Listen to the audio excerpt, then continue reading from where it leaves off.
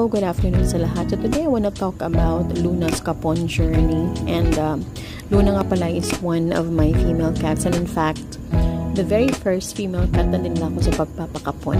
So there are few reasons kung bakit gusto kong mas-spay or ma-neuter yung mga pusa ko. Unang-una na sa lahat dyan is we want to avoid, population growth.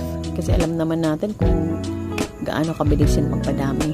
Diba? So, pangalawang reason is to keep them from infections. Pangatlong reason is to keep them from filling diseases such as ovarian cancer or kidney diseases, which is napaka-delikado talaga yan sa mga pusa or kahit sa mga ibang pets. Pang-apat na reason is nakakabawas kasi ang pagpapakapon ng pag-spray. Kapag sinabi kong spray, kapag nag-iihi-ihi sila sa mga tabi-tabi ng bahay ninyo, so medyo mabaho kasi yun. So, kapag napakapon, nabawasan yun. Panglimang reason is to, of course,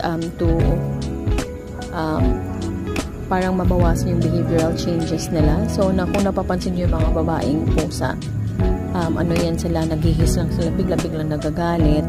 Those are what we called hormonal changes sa kanila. So, ayun. Ito nga pala yung dumaan nga pala ako sa dati kong pinagtatrabahuan. So, ito yung tinatawag sa Cavite na EPSA. And I believe I work on this place for probably about 6 to 7 years. Wala lang, natuwa lang kung nakita ko lang siya ulit. Ayun, medyo malapit na kami dito sa Maymana Town Center, itong lagay na to. So, habang papalapit kami sa event or sa place, medyo kinakabahan ako ng kaunti. Pero, syempre, as a responsible for parent, kailangan natin gawin yung pagpapakapon kasi yun yung mas nakakabuti talaga sa mga alaga natin.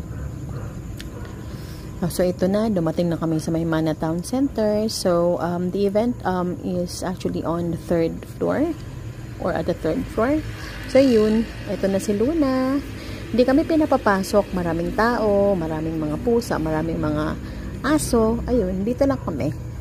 So, ayun na si Luna. Tapos na siyang makapon dyan.